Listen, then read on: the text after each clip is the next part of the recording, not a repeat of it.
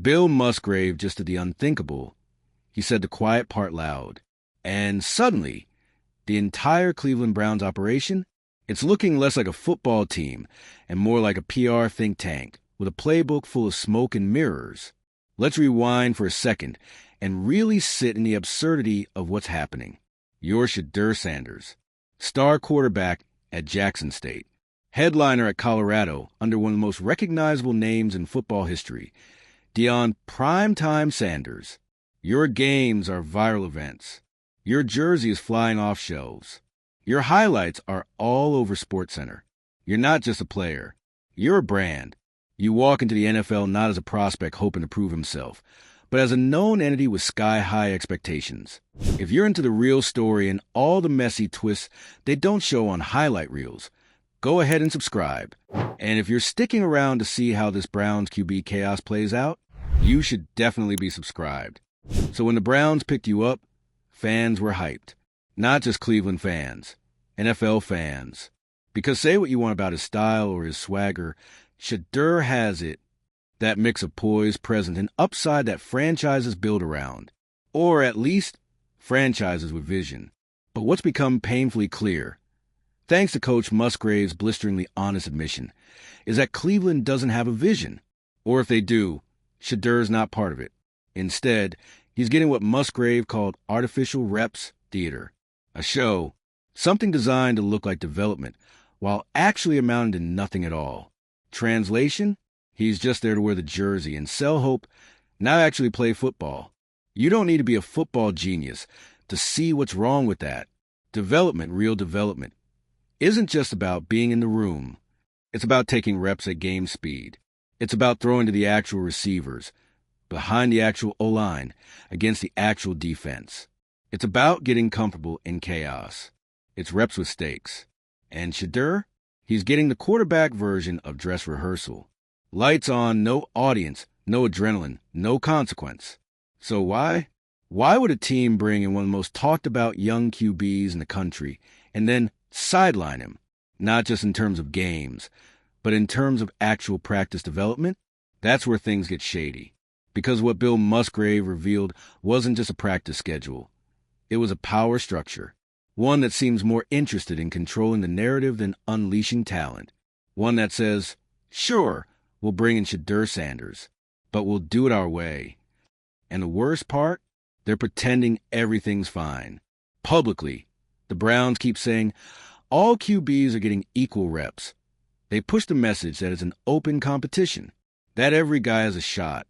But Musgrave's comments expose that as pure fiction. If Shedeur is not getting meaningful snaps, then how is it even a competition? Let's call it what it is, optics management. Because Shedeur is not just a rookie, he's Deion's son. He brings attention. Headlines. Pressure. He's not a blank canvas. He comes with an audience and expectations. And some people, some teams, don't like that. They see it as noise, distraction, or even worse, the threat to the hierarchy. And if you don't think there's politics involved here, I've got season tickets to the Browns Super Bowl parade to sell you. You think Deion hasn't ruffled feathers?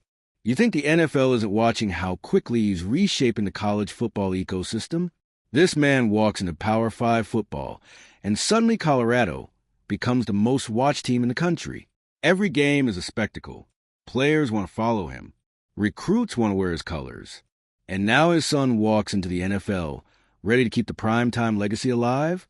Yeah, you better believe some people are going to try to slow that down. And what better way than to ice him out under the guise of development? Except it's not just petty, it's counterproductive. Because Shedeur is valuable, not just in theory, not just in jersey sales, in actual football potential.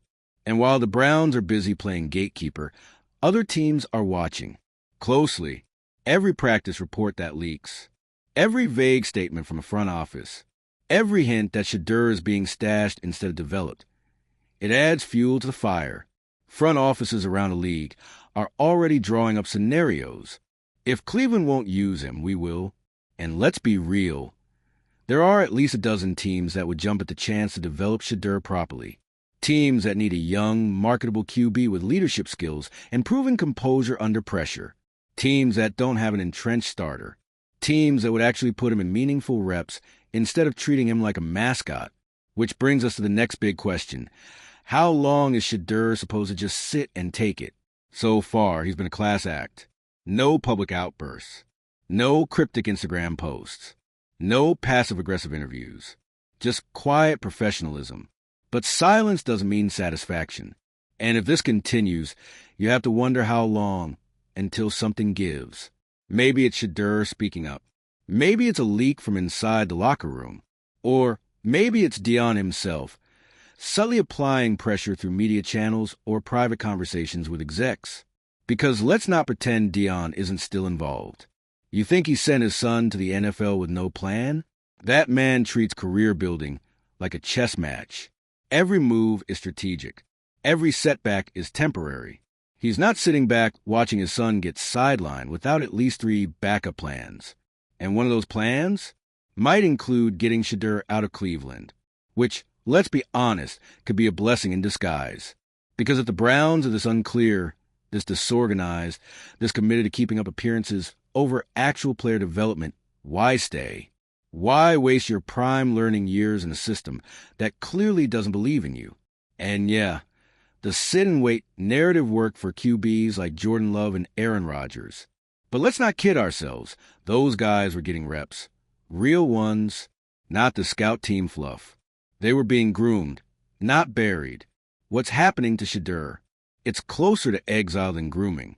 And let's not forget the fans in all this. Because the people want Shedeur. You can feel it on social media. You can hear it in post-game calls and Reddit threads and comment sections. They see what's happening, and they're not buying the spin. They know what this looks like. It looks like a young player being held back for reasons that have nothing to do with his talent, which is why #FreeShedeur is gaining steam. Because people don't just want him on the field. They want him somewhere that makes sense. Somewhere that values upside. Somewhere that doesn't treat charisma and popularity like liabilities. The Browns had a chance to be that place. They had a chance to take a bold step and actually build around someone who brings energy and promise and potential. Instead, they chose silence. They chose structure. They chose to turn one of the NFL's most interesting prospects into a sideline prop. And if they're not careful, they're going to lose him. Maybe not today. Maybe not this season. But the moment that trade request hits the front office desk, you'll hear it, loud and clear. The collective groan of a fan base realizing they fumbled another chance at greatness. So Cleveland, you're on the clock. The truth is out. The excuses are gone. The film doesn't lie. Either you let Shedeur Sanders compete, or you watch him do it somewhere else. And when he does, when he finally gets those real reps and proves why everyone was excited in the first place, just remember, you had him first. And you let fear keep him on the bench. All right, what do you think? Should Shedeur stay and wait for his shot? Or is it time to push for a trade and find a team that actually sees his worth? Drop your thoughts in the comments. And hit subscribe for more breakdowns, drama deep dives, and the wildest football narratives the league keeps trying to hide. Because in the NFL, the real game is played off the field. Poised, mobile, reads defenses, doesn't crumble when the pocket collapses. And more than anything, he knows who he is. That's rare. The NFL is full of quarterbacks with raw talent, but no identity. Guys who can throw a football a country mile, but couldn't lead a locker room if it came with a GPS and a megaphone. Shedeur? He walks into a room, and people pay attention. There's a gravity to him. And that's not just Dion's son energy. That's earned. So why is Cleveland treating him like a mascot? Let's go back to this whole symbolic thing for a second, because that's the word that keeps surfacing when you talk to people around this story. Symbolic, theater, image. It's not that Shedeur's presence doesn't matter. It's that it only matters in a certain way. The Browns love the idea of him. The name, the headlines, the excitement. But the second that excitement starts demanding real opportunity, the brakes come on. Hard. It's almost like they wanted the aura of a potential franchise QB without the actual responsibility of developing one. And if that sounds familiar, it's because we've seen this kind of dysfunction before. Time and time again, the NFL gives us this exact storyline. A young QB lands in a chaotic, disorganized franchise, gets buried under bad coaching and worse politics, and then gets blamed for not turning into a savior overnight. We saw it with Dwayne Haskins in Washington. We saw it with Josh Rosen in Arizona. And we're dangerously close to seeing it with Shedeur in Cleveland. Except this time, there's a difference. This time, the spotlight's too bright to ignore. The fans are louder. The cameras are everywhere. The pressure isn't just internal. It's national. Which is why, if you're the Browns, this isn't just a QB issue anymore. It's a franchise credibility crisis. How do you go out in front of your fan base and say you're building a winning culture, that you're committed to developing talent, and then turn around and let your quarterback coach drop a truth bomb about artificial reps in scout team roles? That's not just bad optics. It's organizational malpractice. Because let's be real, there's nothing equal opportunity about the way Shedeur is being handled. The myth that all QBs are on level ground is laughable when you zoom in. Practice footage tells one story. Coach comments tell another. And everything behind the scenes screams, he's not in the plan. So what's the plan then? Ride with a status quo quarterback?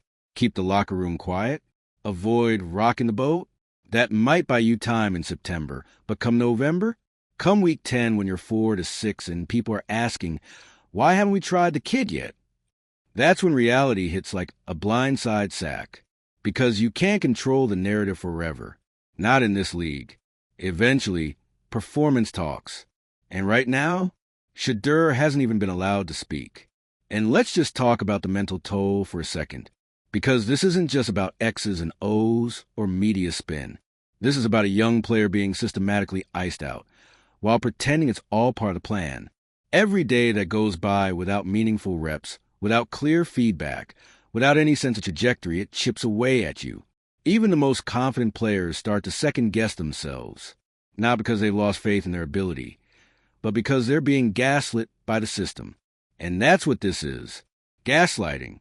An illusion of inclusion. You're wearing the jersey. You're showing up to meetings. You're even in a few team drills. But you're not really there. Not in the real sense. And Shedeur? He's smart. He knows. You can see it in his eyes. The way he stands on the sideline. The way he talks to the media. Calm, collected, but just a little too rehearsed. Like he's been trained not to say what he really thinks. Like he knows the walls have ears. And maybe the worst part? He can't even be mad publicly. He's got to eat it, smile through it, keep being the team guy. Because the second he shows frustration, boom, he's a diva. Entitled. Overhyped. See? This is why we didn't play him. It's a trap. And it's the same one so many young, talented players have fallen into. The double bind of being too big to ignore, but too risky to trust. Especially if you don't fit the safe mold. Especially if you have a name, a following, and a father who doesn't play by the rules. And make no mistake, Deion is looming large over all of this. The Browns might not say out loud, but you know it's in the air. The fear that if they give Shedeur an inch, Deion's going to start calling plays from Colorado. That Shedeur is just a pawn in some Sanders family legacy plan. But even if that were true, so what? Since when is planning for legacy a bad thing? Since when is having a father who knows the league, understands the media, and wants the best for his kids something that disqualifies you from fair treatment? It's not a conspiracy. It's competence. And if Cleveland is letting their insecurities about Deion's shadow cloud their judgment about Shedeur's future, then they deserve everything that's coming to them. Because sooner or later, Shedeur is going to leave. You can feel it building. The quiet patience. The professionalism, the just doing my job, energy. It's all a setup for the moment he finally walks out of that building and steps into a system that actually wants him. And when that day comes, the highlight reel is going to be brutal for Cleveland because we all know what happens next. First, it'll be a preseason game. Shedeur throws a laser across the middle, then a back shoulder fade, then a scrambled touchdown. People start tweeting. Fans start watching. And suddenly he's not just a backup. He's a movement. Then the quotes start rolling in. We always believed in him. He just needed the right system. This kid is special. And the Browns? They'll be left explaining why they had a franchise quarterback in their building and chose to use him as a mascot. This isn't just a bad look. It's a case study in how not to develop talent. And unless something changes fast, it's going to be the defining failure of this era in Cleveland football. So here's the real question. What's the play now? Do they double down? Keep Shedeur on the bench? Keep pretending everything is fine while the house slowly burns down? Or do they finally do the one thing that might save this entire mess? Put him in. Let him compete. Let the public see what he can do. Let the reps speak for themselves. And if he's not ready, fine. At least you tried. At least you let football, not politics, decide the outcome. But if they wait too long, if they let this fester, if they keep stringing him along with theater drills and empty promises, then this won't just be another Cleveland QB mishap. It'll be a turning point. The moment the NFL realizes that, in some places, talent is less important than control. And Shedeur, he'll be just fine. He'll get his shot. He'll land on his feet. And when he does, he's going to run with it like a post route in open field. But Cleveland, they'll still be trying to figure out how they turned a touchdown into a turnover. And let's be real, this isn't just rookie QB drama anymore. This is franchise-defining, legacy warping. Because whether they admit it or not, the Cleveland Browns are now tangled in a situation that's way bigger than one player. It's become a symbol of who they are, how they operate, and what kind of future they're building or destroying. Let's talk about the locker room. Do you think the players aren't noticing this? Do you think veterans, guys who've been in the league for years, don't see what's going on with Shedeur and think, so that's how they treat talent around here? You think rookies coming in from college, all wide-eyed and ready to work, don't see the artificiality in these drills and wonder if they're just another prop? You can't lie to a team. Not really. You can sell team-first culture all day, but the moment you start making decisions based on fear and politics instead of performance and potential, people know. They always know. And when players stop believing that effort equals opportunity, that's when everything crumbles. That's when the culture rots from the inside. It's the kind of thing that doesn't show up on tape or in stat sheets, but you feel it. Low energy, disconnected locker rooms, silent sideline tension. And no matter how many inspirational slogans you hang on the facility walls, that kind of vibe spreads fast. Because what's happening with Shedeur is contagious, not just in terms of publicity, but in message. What the Browns are really saying is, it doesn't matter how much talent you have. We'll decide your value before you ever touch the field. That's dangerous. Because once you lose the belief that merit matters, good luck getting it back. And then there's the fan base. Yes, the long-suffering Cleveland faithful. You've seen it all. The bad trades, the false dawns, the maybe this time quarterbacks who crash and burn before Halloween. And yet, somehow, there was real excitement when Shedeur came in. Not because he was a guaranteed star, but because he was new, different, a shot at something beyond the usual cycle of disappointment. But now, it's déjà vu with a twist. Instead of watching a quarterback flame out on the field, you're watching one be slowly erased before he even plays. It's like the organization is afraid of its own potential. Like they can't figure out how to handle anything that doesn't fit their perfectly cautious, beige blueprint. And fans? They can smell fear from a mile away. They can tell when a team is hedging its bets instead of making bold moves. They know when the staff is lying through their teeth about equal reps, while Shedeur is standing on the sideline with his helmet off, holding a clipboard like it's a participation trophy. The thing about NFL fans, especially in Cleveland, is that they're loyal, but they're not stupid. They know when someone's getting screwed. And worse, they remember. The Browns may think they're containing a media issue, but what they're really doing is alienating the very people who stuck with them through literal decades of mediocrity. And nothing burns trust like lying to people who spent their money, time, and emotional well-being watching your team every week. Now let's zoom out, because this story doesn't just stay in Cleveland. Oh no, the rest of the league is watching. And you know what they're seeing? They're seeing opportunity. Because when a team mishandles a player with Shedeur's profile, every front office with a functional scouting department starts circling like vultures. Quiet calls get made. Hey, just checking. If Shedeur's not in the plan, what would it take to get him?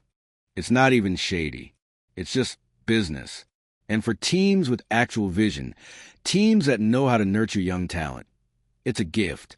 Because even if Shedeur is not NFL ready right this second, any team that brings him and gets more than a developmental QB, they get a media darling, a jersey mover, a face of the future.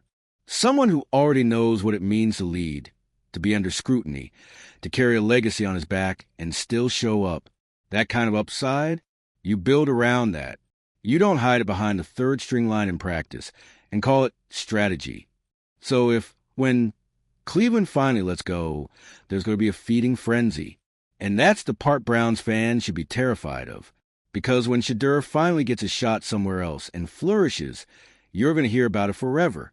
Every touchdown he throws will be a reminder. Every prime time win will be a what if. Every mic drop post-game interview. Every ESPN segment. Every NFL Films highlight reel. It'll all be drenched in one brutal subtext. You had him. You wasted him. You lost him. And it'll become the story. The new legend in the NFL's long history of how did you let this guy go? Moments. The latest cautionary tale alongside names like Kurt Warner, Drew Brees, and yeah, even Tom Brady. Not because Shedeur is guaranteed to be that great, but because you never let him try. Now, let's flip it. Let's imagine for a second that Cleveland wakes up tomorrow, sees the headlines, hears the pressure, and actually does something. They give Shedeur the QB2 role. They give him meaningful practice reps. They let him play a few preseason quarters. He makes some throws, shows poise, earns respect. Maybe he doesn't light the world on fire, but he shows promise. You know what happens? The narrative flips. Suddenly the Browns aren't the villains. They're the smart team. The team that took their time and got it right. The redemption arc begins. Fans rally. The locker room breathes. And Shedeur? He becomes a possibility that Cleveland has been chasing for years. That's the wild part. It's not too late. Not yet. But time's running out. Because the moment Shedeur publicly questions his role or requests a trade, or even just leaks a frustration through sources close to the situation, this thing goes nuclear. And when that happens, there's no walking it back. This is your warning shot. Cleveland. You can keep pretending Shedeur Sanders is just another rookie quarterback and risk becoming the franchise that fumbled a generational moment. Or you can step out of your own way, embrace the talent in front of you, and build something real. It's your move. But fair warning, if you sit on your hands and play it safe, the rest of the league will not.